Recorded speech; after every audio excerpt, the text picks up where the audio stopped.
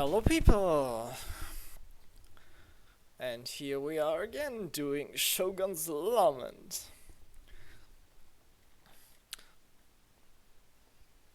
This dungeon is solo built, like I could solo that, as well as You are here. Shattered Must, but it's not worth I it. do not ask this. Because if I get low players who actually need the Flower of Lament, they will bid for it, which I can get a little bit more gold from. That's good. And the first part of the dungeon takes so incredible long a solo, because you have to run back and forth, so you don't want to do that.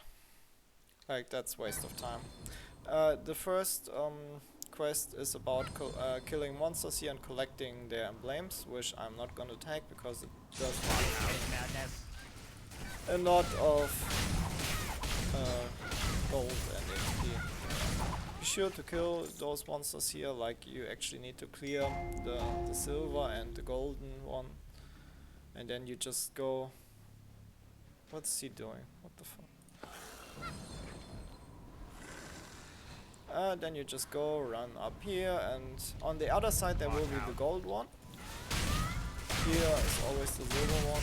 You just clear it and then take the lever and you open the door on the other side, not on your side. Like, you can't raise them. You have to wait for the other players to actually unlock the lever. If they don't do that and just run their way up there, flame them, start flaming them, like ping them on paint on the map, like, I don't know, because that's annoying, and that sometimes happens. Yeah. So I'm a little bit faster than he is. So, and here you see a really annoying thing, like I'm doing my sunflower and it doesn't do anything. What the fuck?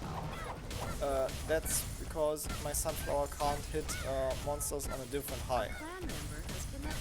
Like, I'm up here and they are down there somewhere, which there are rumblebees for.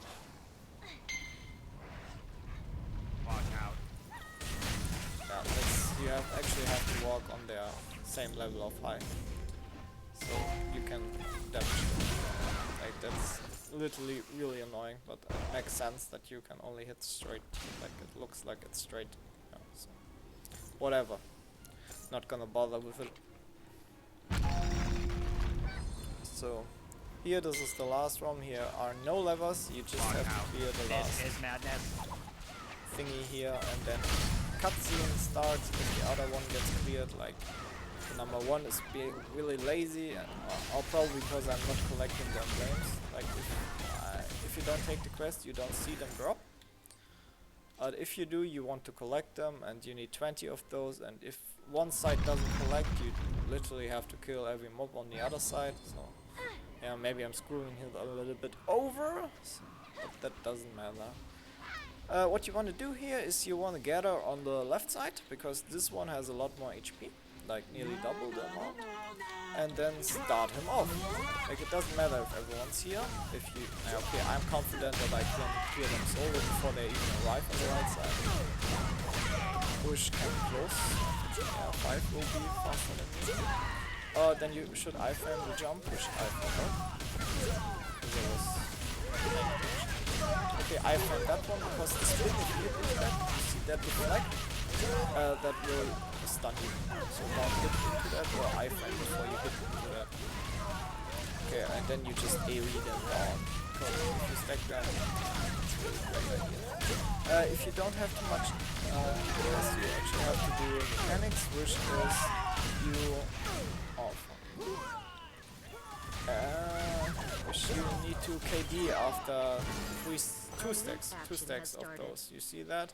That's one stack, and you have withdrawn. And when you engage the fight, this will actually be in death zone, this river. You can't cross it without iframing it. As summoner, it's really hard to get. You have your 5 seconds iframe and you need to SS over.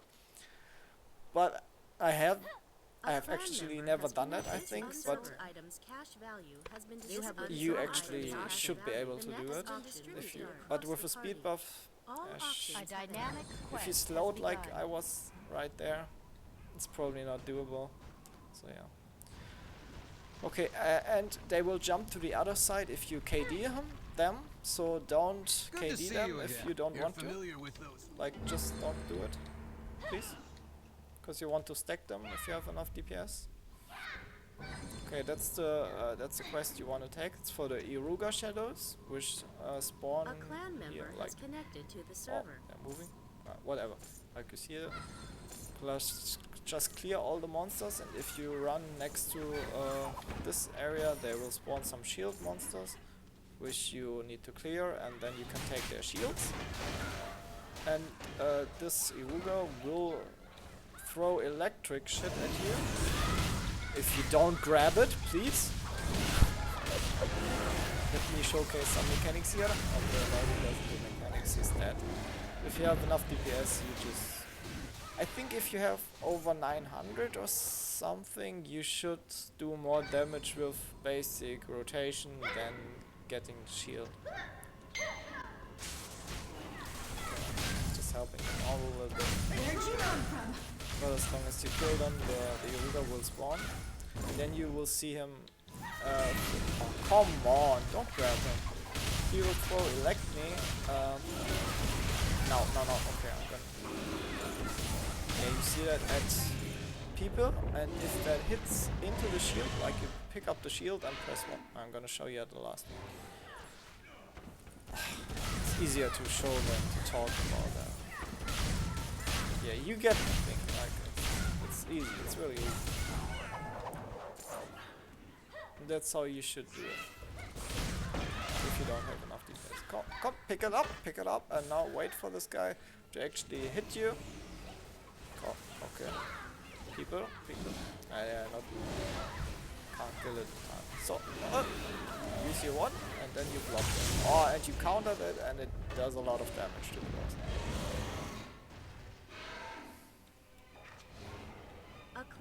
Awesome mechanic. Awesome. And you need that mechanic for the Iruga we're gonna face now. Or you kill it before mechanics actually happen. Like we're probably going to. Because you have a warlord, you will hopefully use it so well. Oh, he used it.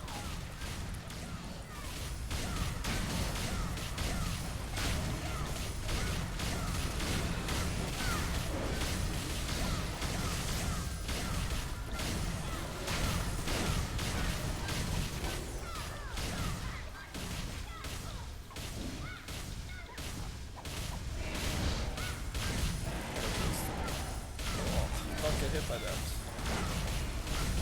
Base, I think. Okay, no mechanics here. But when you're not as fast as we are just right now, there will spawn some ads.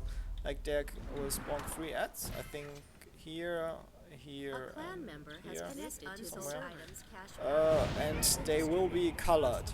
Like they will be green or blue. It's completely random. You can have 3 blue, 3 green, or 2 and 1, and or yeah, whatever. Those colors are indicators for the for the CC you have to apply. Green stands for KD, and blue stands for stun. Like, this is pretty easy to remember since it shows on the CC bar.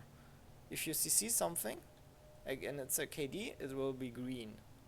And if you see something with a stun, it will be blue. So yeah, but you need a double, so joint attack. You see it? Ah, no, you don't see it. Right now, not. So that's about it. And if you have, you don't need to kill those ads. You just need to CC them. Like on the green one, use a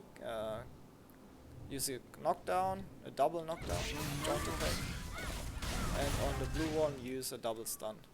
And then you can combo that with other players, like if you don't have 2 stuns, just use 1, and hopefully another player in the range, like you just wait for them if you don't have 2 stuns, but you should be able to clear them. So yeah. After you cleared them, it will spawn shield minions in the middle, and you then clear them. You take the shield and then you just block all the electric shock that Iruga is throwing at you. And after he done throws 12 spears, you can then use your shield. After you see the animation when he charges his electric stuff, you throw the shield onto him, and it will explode for the amount of spears you have collected.